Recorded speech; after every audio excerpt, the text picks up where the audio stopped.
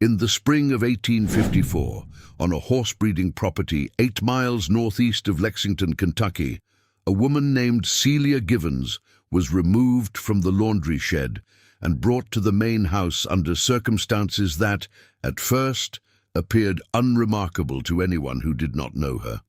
She was 39 years old, had worked on the Kettering property since the age of 14, and had never in 25 years been assigned to domestic duty inside the family residence.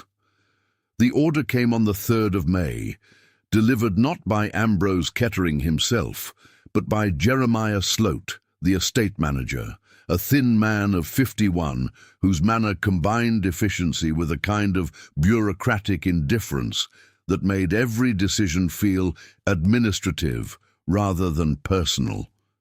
The reason given was straightforward. Lavinia Kettering, Ambrose's wife of 11 years, had given birth to a son 9 days earlier. The child, named Ambrose Kettering III and called simply the boy by everyone in the household, was healthy. Lavinia, however, had not recovered well. According to a physician's note later referenced in a household ledger, one of the few documents from the period that survived, she had developed what was described as nervous exhaustion following delivery and was unable to nurse the child herself. Celia, who had nursed her own daughter Etta 2 decades earlier and had occasionally served as a wet nurse for other children on neighboring properties, was the only woman on the estate with recent enough experience. She was moved into a small adjoining room connected to the nursery by a narrow door that Lavinia insisted remain open at all hours. The nursery occupied the southeastern corner of the 2nd floor of the Kettering house, a 2-story brick structure built in 1831 by Ambrose's father. The room measured approximately 15 feet by 12 feet, with 2 windows. One faced east, toward the stables and the long driveway that curved past a row of black walnut trees before meeting the Lexington Road. The other faced south, overlooking a sloping pasture where yearlings were sometimes turned out in the spring. Both windows had heavy curtains of dark green damask, installed on Lavinia's instructions within days of Celia's arrival. The curtains were kept drawn, except for a single hour in the late morning, when the physician had recommended that the child receive indirect sunlight. Celia was permitted to open the eastern window during that hour, but only that one. The routine that Lavinia established was rigid and, as Celia would later describe to the only person who ever recorded her account, exhausting in a way that physical labor had never been. The child was to be fed every 3 hours, measured not from the end of one feeding, but from the beginning. Celia was required to remain in the nursery or the adjoining room at all times, except for 2 brief periods each day, 15 minutes in the morning and 20 minutes in the late afternoon, when a girl named Bess, who worked in the kitchen, would sit with the child while Celia attended to her own needs. Lavinia herself appeared in the nursery at unpredictable intervals, sometimes 3 or 4 times in a single night, to check that the feeding schedule was being followed, that the child's clothing was clean, that the room's temperature remained within a narrow range she had specified. She carried a small notebook in which she recorded times, quantities, and observations in handwriting so small that Celia, watching from across the room, could never decipher it. Celia's daughter Etta was 20 years old that spring. She worked in the sewing room, a converted storage building behind the main house, where she and 3 other women repaired linens, clothing, and household textiles. She had been born on the property, had never been separated from her mother for more than a few days, and possessed, according to an inventory of skilled workers prepared by Sloat in 1852, a particular talent for fine stitching and lace repair. The inventory, which survived in a box of estate papers discovered during a building renovation in 1963, listed her value at $600, a figure that placed her in the upper tier of the property's skilled laborers. During the first weeks of Celia's confinement to the nursery, Etta managed to see her mother by volunteering for the task of delivering clean linens to the second floor. The nursery required a constant supply of fresh bedding, cloths, and small blankets, and the head housekeeper, a woman named Mrs. Cormack, who had served the Ketterings for 17 years, was happy to delegate the delivery to anyone willing to climb the narrow back staircase. Etta would appear at the nursery door 2 or 3 times a week, carrying a basket of folded linens, and for perhaps 5 minutes she and Celia could speak quietly while Lavinia was elsewhere in the house. These visits were not officially permitted. Lavinia had specified that no unnecessary persons should enter the nursery, but Mrs. Cormack either did not know or chose not to enforce the rule. The arrangement lasted approximately 4 weeks. Then, on the morning of the 2nd of June, a Thursday, Etta did not appear with the linen delivery. Celia assumed she had been assigned to other work and thought little of it. When Etta also did not appear on Friday, Celia asked Bess during the afternoon break period whether the sewing room was particularly busy. Bess said she did not know but would ask. On Saturday morning, before Celia's first break period began, Jeremiah Sloat came to the nursery door. According to Celia's later account, Sloat stood in the doorway with his hat in his hands, an unusual gesture since he rarely removed it indoors, and delivered the information in a tone that Celia described as level, as if he were reading numbers from a ledger page. He said that Etta had been sold before dawn on Friday to a trader passing through from Louisville. The trader, whose name Sloat claimed not to recall, had been offered the opportunity to purchase several individuals from the property, and Etta had been among those selected. The transaction had been completed quickly, Sloat explained, because the trader was already behind schedule and wished to reach Louisville by nightfall. There was, he added, a receipt somewhere in the estate office, though he had not yet had time to locate it among the week's papers. Celia did not respond immediately. She stood at the east window of the nursery, the one that faced the driveway and the road beyond, and did not turn around. The window, as Lavinia had specified, was open only during the late morning hour, and the light fell across the floor in a narrow rectangle that did not quite reach the crib where the child slept. The reason Celia did not respond was that she had been awake during nearly all of the hours when the supposed sale would have occurred. The child had been restless on Thursday night, crying at intervals that did not align with the feeding schedule, and Lavinia had been in and out of the nursery repeatedly, checking temperatures, adjusting blankets, and writing in her notebook. Celia had been at the east window multiple times between midnight and dawn, walking the child in her arms to calm him, and from that window she could see the entire length of the driveway and a portion of the Lexington Road beyond. No wagon had passed, no trader's cart, no hired carriage, nothing large enough to transport a person away from the property. The only vehicle she had seen at all was the Ketterings' private carriage, a dark green brougham with brass fittings, which had left the stable sometime after 2 in the morning and returned approximately 2 hours later.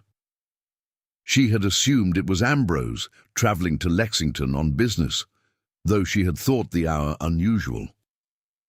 When Celia finally spoke, she asked Sloat only one question: which direction the trader had been heading. Sloat said Louisville, which was west.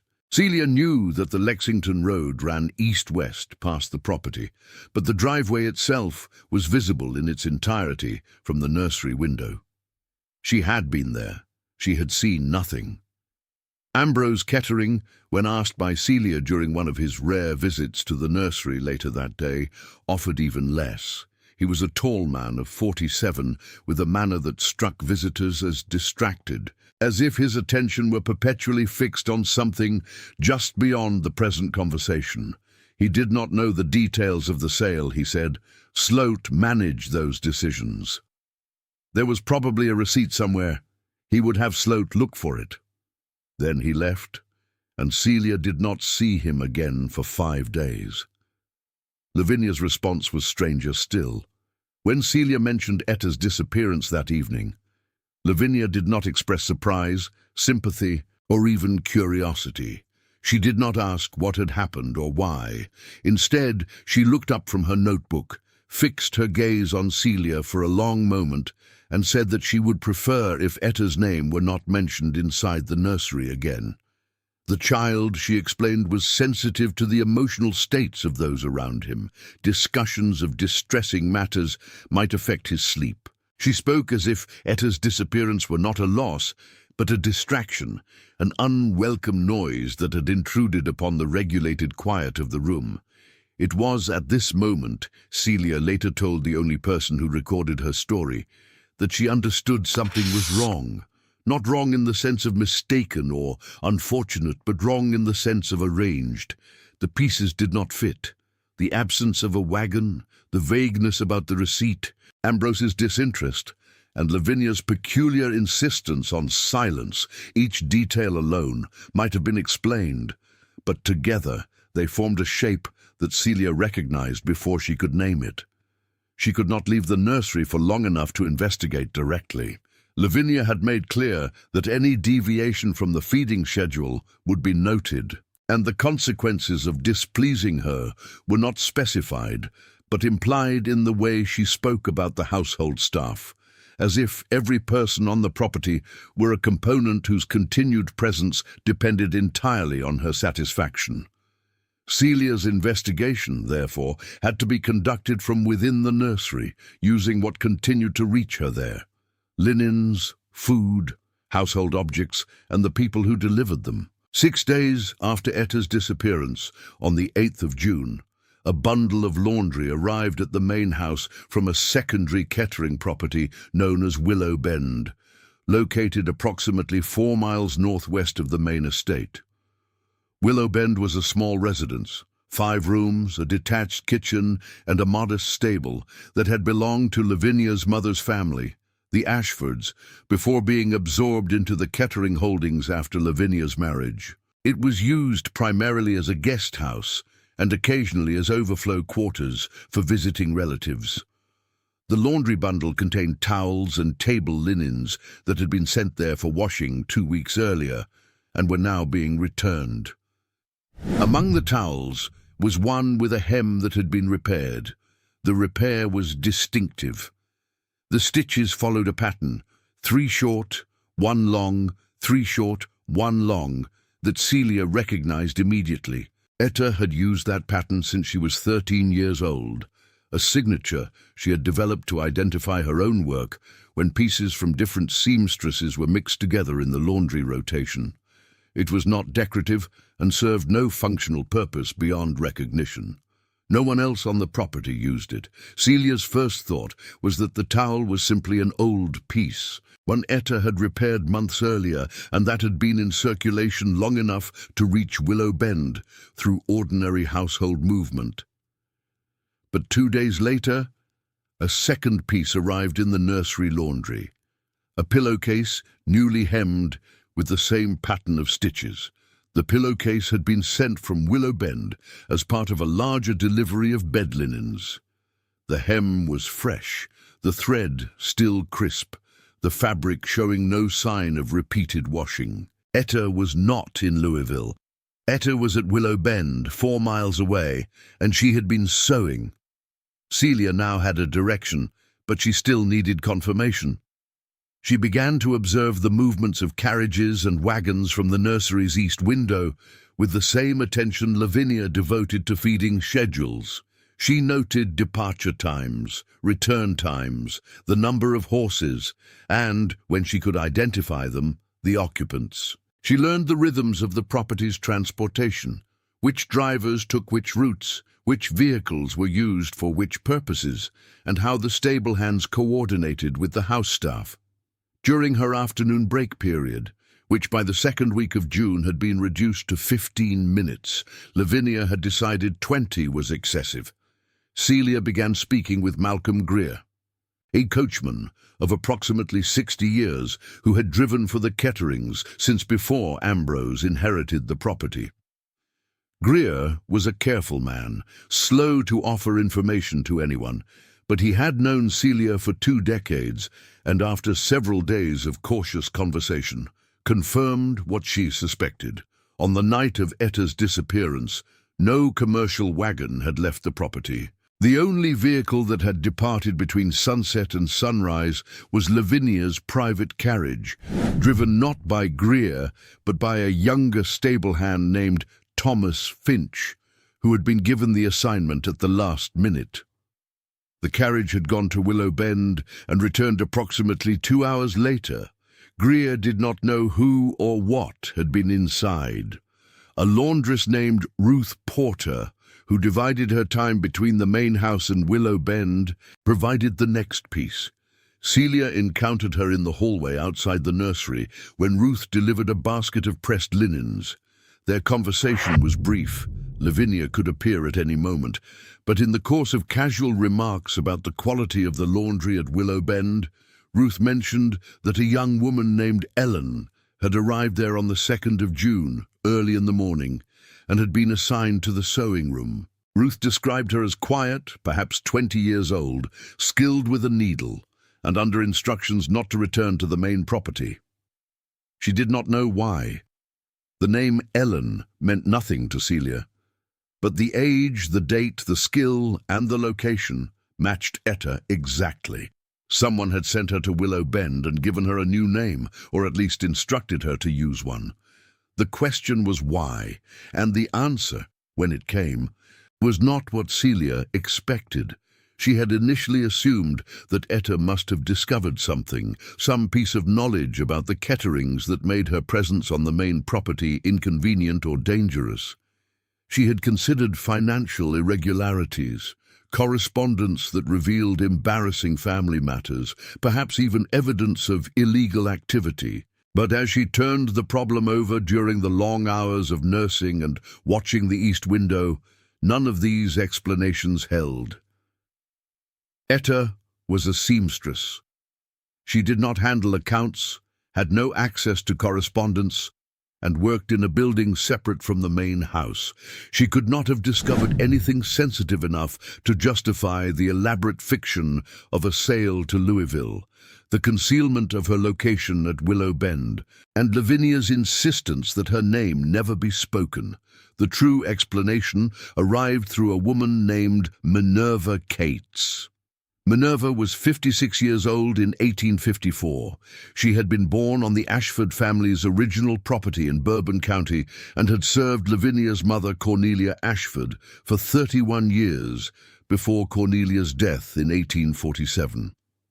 After that, she had been transferred to the Kettering household as part of Lavinia's inheritance. By the time Celia knew her, Minerva worked in the kitchen, where her age and experience granted her a degree of authority that younger servants respected, and that Lavinia herself, for reasons Celia did not yet understand, seemed to acknowledge. Minerva rarely spoke about her years in the Ashford household. She was not secretive but selective, answering direct questions with practical information and volunteering little about the family she had served. When Celia approached her in the kitchen during a rare extended break, Lavinia was visiting a neighbor that afternoon and had taken the child with her, an almost unprecedented event. Minerva was kneading dough and did not look up. Celia did not waste time on preliminaries. She described the situation: Etta's disappearance, the false sale, the laundry from Willow Bend, the carriage trip in the night, the young woman named Ellen, who was not permitted to return. She did not ask for Minerva's help. She asked only whether Minerva had ever seen anything similar. Minerva stopped kneading. She wiped her hands on her apron, sat down on a stool near the hearth, and for the first time in Celia's experience spoke at length. She said she had seen something similar. Not once, but several times, not at the Kettering property, but at the Ashford house in Bourbon County, where Lavinia had grown up. There, women selected as wet nurses were routinely separated from their husbands, sisters, or adult children during the period when they were nursing a family infant. The justification was never framed as punishment. It was called organización de casa, arrangement of the household, and it was treated as standard practice, a practical measure to ensure that the nurse remained focused on her duties. But Minerva, who had observed it from inside the kitchen and the laundry and the back corridors that servants used, had understood what it really was. Lavinia's mother, Cornelia Ashford, had believed that a wet nurse would be more obedient, more constant, and more emotionally dependent on the family she served if she believed she had no one else to return to. The separation was not about efficiency. It was about isolation. A woman who had no husband, no children, no family within reach would attach herself to the infant in her care because, in the absence of all other bonds, that attachment became her only remaining connection to anything. The method had been taught to Lavinia by her mother, not as a formal doctrine, but as a piece of household wisdom passed down among the women of the family, as natural and unremarkable as instructions for preserving fruit or managing servants. Minerva could not say how many women had been separated from their families under this practice. She had not counted, but she remembered names. A woman named Dorcas, who had nursed Lavinia's older brother, had been sent to a neighboring property where her husband worked, not to join him, but to labor in a separate quarter, while being told that he had been hired out to a farm in another county. A woman named Patience had arrived at the Ashford house as a wet nurse for one of the younger children, and had been informed 3 days into her service that her mother had been sold south. The sale, Minerva learned later, had never occurred. The mother had been moved to a property in Clark County, 12 miles away, and told that Patience no longer wished to see her. Neither woman had ever learned the truth. The method was elegant in its cruelty. It required no chains, no locks, no overt threats. It required only lies, carefully placed and maintained, that convinced 2 people each that the other had abandoned them.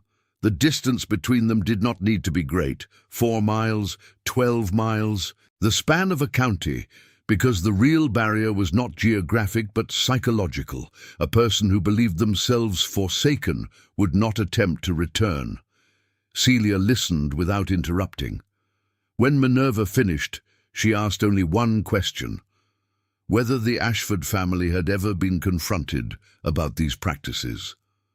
Minerva said that once, in 1839, a woman named Hester had attempted to walk from the Ashford property to the farm, where she believed her son had been taken. She had made it 7 miles before being found by a search party organized by Cornelia Ashford's overseer. She was brought back and assigned to fieldwork, where she remained for 11 years until her death. No record of the incident appeared in any household document. No one outside the property ever learned of it.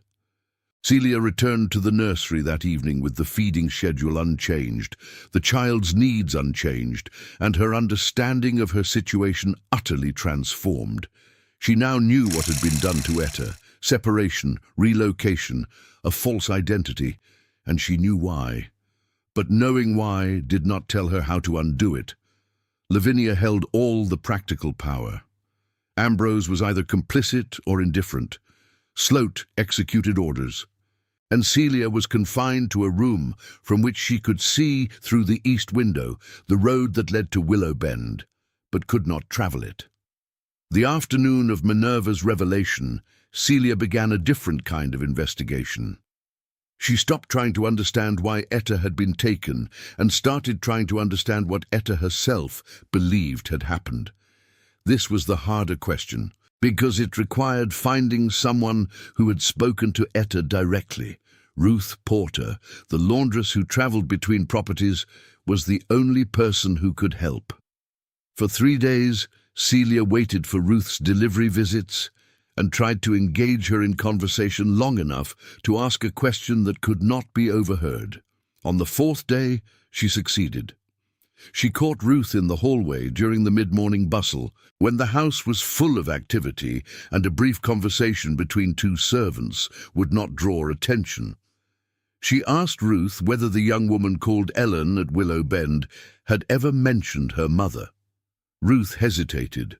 She was not a woman who involved herself in the affairs of others, and the question clearly made her uncomfortable. But she had known Celia for years, and she understood, without needing to be told, that something was wrong. She said that Ellen had mentioned her mother only once, during the first week after her arrival. She had told the other women in the Willow Bend sewing room that her mother had asked for her to be removed from the main house. The mother, Ellen had said, wanted to remain in the house position she had been given, the nursing assignment, and did not want the complications that came with having an adult daughter on the same property. It was a statement of fact, delivered without visible emotion, as if Ellen were reporting weather rather than abandonment. Celia understood immediately. The lie had been planted at both ends. To Celia, they had said Etta was sold to Louisville. To Etta, they had said Celia requested her removal. Each was meant to believe the other had chosen separation. Each was meant to stop looking. The architecture of the deception was unexpectedly sophisticated. It was not enough to separate mother and daughter physically. Lavinia and Celia now felt certain that Lavinia was the author, with Sloat as the instrument and Ambrose as the negligent bystander, had attempted to destroy the trust between them. Celia was supposed to mourn a daughter sold away beyond reach. Etta was supposed to resent a mother who had traded her for the relative comfort of the nursery. Neither would search for the other, because each believed the search would end in rejection. The weather during those June days was unusually hot. The nursery, with its drawn curtains and limited ventilation, became stifling. Celia opened the east window during the permitted hour and felt the air outside, thick and still, carrying the scent of hay and horses from the stables. The child slept poorly, which meant Celia slept even less. Lavinia increased her nighttime inspections, appearing at the nursery door at 2 in the morning, at 4, at 5, her notebook in hand, her face showing nothing. It was during one of these visits on the 19th of June that Celia decided to use Lavinia's own obsession against her. She told Lavinia, in the same level tone Sloat had used to announce Etta's sale, that she would of course continue to care for the child as directed. However, she wished to note that without Etta's assistance, without the daughter who had previously helped organize her rest periods, managed the delivery of clean linens, and ensured that the nursery ran efficiently, it might become difficult to maintain the immaculate routine that Lavinia required. She was not refusing to work. She was simply observing, as one might observe a weather pattern or a change in the quality of the well water, that the conditions under which perfect performance had been possible were no longer present. Lavinia's reaction was immediate and, to Celia, revealing. She did not argue. She did not point out that other servants could handle linens. She did not suggest that Celia's rest periods were sufficient. She simply stared at Celia for a long moment, closed her notebook, and left the nursery without speaking. The silence continued for 3 days. Celia maintained the feeding schedule, changed the linens, opened the east window at the appointed hour, and waited. On the 22nd of June, Sloat appeared at the nursery door with a document in his hand. The document was a receipt, dated June 2nd, for the sale of one female, age 20, name Etta Givens, to a trader named Josiah Hardwick of Louisville. The sale price was listed as $575. The document was signed by Sloat and witnessed by Thomas Finch, the stable hand who had driven Lavinia's carriage to Willow Bend that night. Celia looked at the receipt and then at Sloat. She asked whether Josiah Hardwick of Louisville actually existed. Sloat did not answer. He placed the receipt on the table near the nursery door and left. The receipt, Celia knew, was not evidence of a sale. It was evidence that Sloat understood the danger he was in. If Ambrose learned that Sloat had used the estate's authority to conduct a fake sale, to issue a receipt for a transaction that never occurred, to lie to a woman about her daughter's disappearance, all on Lavinia's instructions, but executed in Ambrose's name. The consequences for Sloat would be significant, not because Ambrose objected to the separation itself, but because Sloat's actions suggested that the estate manager answered to Lavinia rather than to Ambrose, and Ambrose's tolerance for challenges to his authority, however indirect, was limited. Celia understood this dynamic with a clarity born of long observation. The Kettering household was not a single entity, but three overlapping spheres of interest. Ambrose cared about the appearance of control. Lavinia cared about the nursery and the child. Sloat cared about his position. The separation of Celia and Etta served Lavinia's purposes, but it exposed Sloat to risk if Ambrose interpreted it as insubordination. The receipt was Sloat's attempt to cover that risk, to create a paper trail that would protect him if Ambrose ever asked questions. What the receipt did not do was help Etta. It was a document that claimed she had been sold to Louisville. If Celia accepted it, she would be accepting the official version of events, the version in which her daughter was gone, and no further questions were necessary. She did not accept it.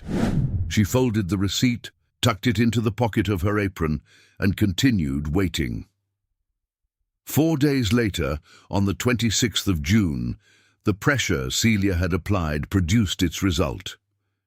Lavinia appeared at the nursery door in the early afternoon, her notebook closed, her expression unreadable, and informed Celia that arrangements had been made. The young woman called Ellen, who had been assisting at Willow Bend, would return to the main house to help with the nursery's linen requirements. She would arrive the following morning. Etta returned to the main house on the 27th of June, 23 days after her disappearance. She arrived in a wagon driven by Malcolm Greer, carrying a small bundle of personal belongings and wearing a dress that Celia did not recognize. She was thinner than she had been 3 weeks earlier. She did not smile when she saw her mother. The reunion, which Celia had imagined during every sleepless night of those 23 days, was not what she had expected. Etta stood in the hallway outside the nursery, while Lavinia watched from the far end of the corridor, and she did not embrace her mother. She did not speak at all for the first several minutes. When she finally did, her first words were not "I'm sorry" or "I missed you," but a question: "Did you ask them to send me away?" Celia had prepared herself for this question, but hearing it spoken by her daughter's voice was different from imagining it. She answered carefully, knowing that the wrong words, the wrong tone, the wrong expression could confirm Etta's belief that her mother had chosen the nursery over her. She said that she had never asked for Etta to be removed, had never wanted her removed, and had spent the past 3 weeks trying to find her. She said that the story Etta had been told, that Celia had requested the removal, was a lie, planted by the same people who had told Celia that Etta had been sold to a trader in Louisville. She said she could prove none of this, because the proof existed only in the mouths of liars. But she was asking Etta to believe it anyway. Etta did not respond immediately. She looked at her mother, then at Lavinia at the end of the hall, then back at her mother. She said she did not know what to believe. She said she had spent 3 weeks thinking her mother had discarded her, and the thought had settled into her like a stone in water, heavy and immovable, and she did not know how to lift it out. Celia understood that the damage was not going to be repaired by a single conversation or a single day, or even the physical proximity that the nursery arrangement now permitted. The lie had been designed to destroy trust, and it had succeeded. The fact that the lie had been exposed did not automatically restore what had been broken.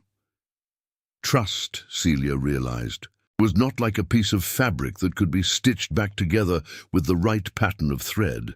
It was more like a season of growth that, once interrupted, had to begin again from the beginning, slowly, with no guarantee of the harvest. During the weeks that followed Etta's return, mother and daughter began the slow work of reconstruction. They compared accounts of what they had been told, tracing each claim to its source, identifying which memories belonged to them and which had been manufactured by others. Etta described the morning of her removal. She had been woken before dawn by Sloat and told to gather her belongings, that she was being transferred to Willow Bend to assist with a backlog of sewing work. She had asked to see her mother before leaving and had been told that Celia was occupied with the child and could not be disturbed. She had asked why the transfer was happening at night and had been told that the morning wagon was needed for other purposes. She had arrived at Willow Bend and been introduced to the household there as Ellen, a name she had not chosen and did not recognize. She had been told to answer to that name and to say, if asked, that she had come from the Kettering property by choice, that she preferred the quieter work at Willow Bend to the busier schedule of the main house. As Celia listened to Etta's account, she realized that the deception had been more thorough than she had initially understood. The fake sale, the false name, the midnight transfer. These were not improvisations but elements of a practiced method. Lavinia had done this before, or had learned it from someone who had. The Ashford household, Minerva had said, had used similar techniques for decades.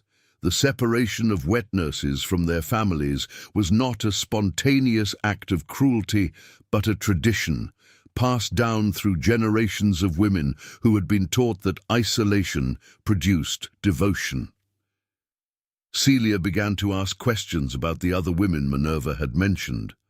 Dorcas, who had been sent to a neighboring property while told her husband was elsewhere. Patience, who had been informed of a sale that never occurred. Hester, who had walked 7 miles looking for her son and been caught.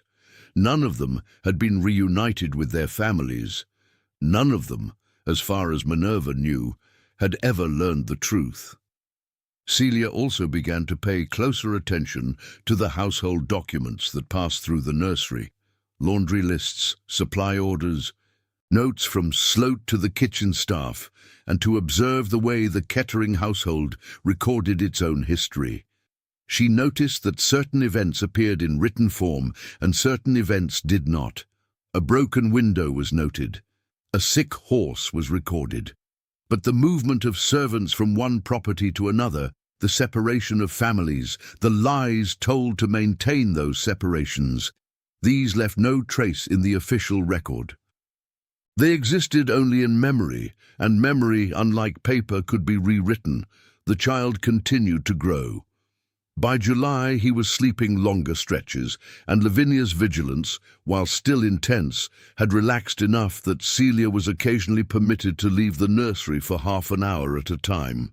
She used these periods to speak with Etta, to walk the short distance to the sewing room and watch her daughter work, to rebuild through presence what words alone could not restore. It was during one of these visits, in early August, that Etta showed Celia the pillowcase with the distinctive hem. She had not known when she repaired it at Willow Bend that it would find its way back to the main house. She had not known that her mother would recognize the pattern of stitches. She had simply been doing her work, the same work she had always done, and the stitches had been automatic, unconscious, a habit so ingrained that she had not thought to suppress it.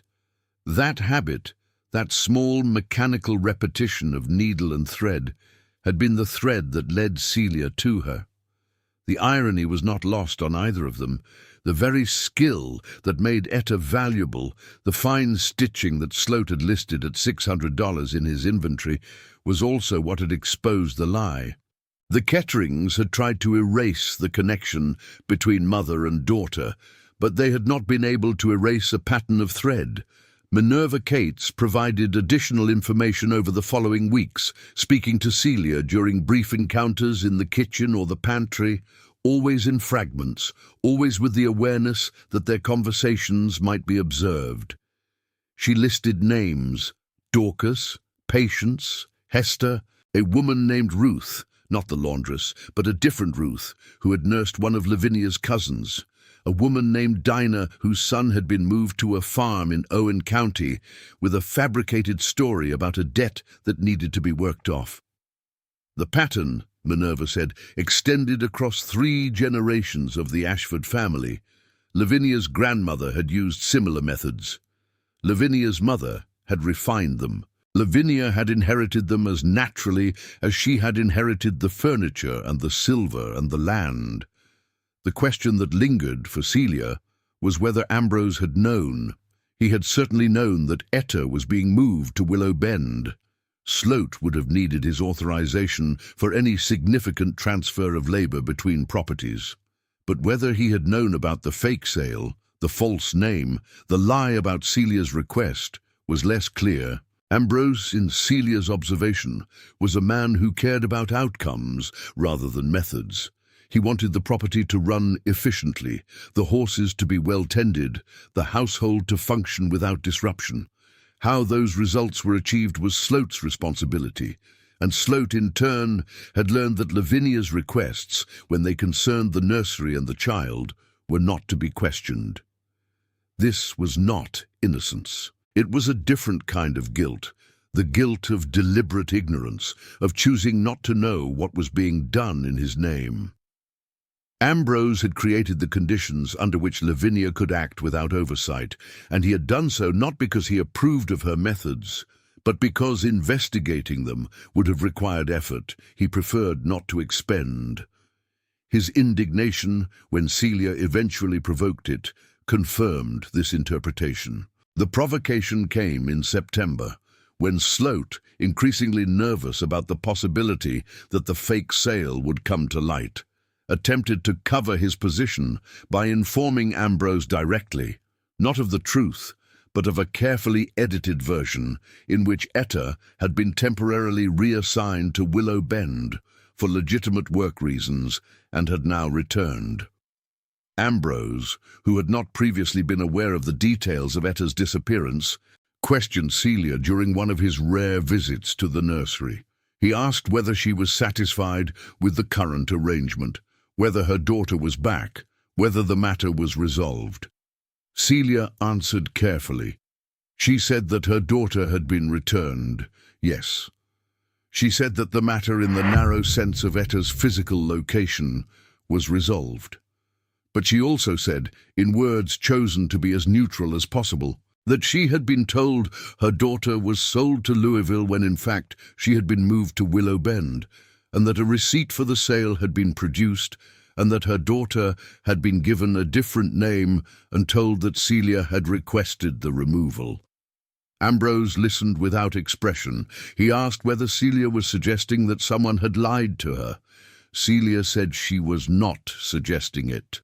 She was stating it. Ambrose was silent for a long moment.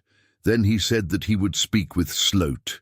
He did not apologize. He did not express regret. He did not acknowledge that anything wrong had occurred. He simply turned and left the nursery. And the next day, Sloat was not seen on the property. A new manager, a man named Hollis from a neighboring estate, arrived the following week. No explanation was given. Sloat's name appeared nowhere in the household records from that point forward. Celia understood that Ambrose's action was not justice. It was housekeeping.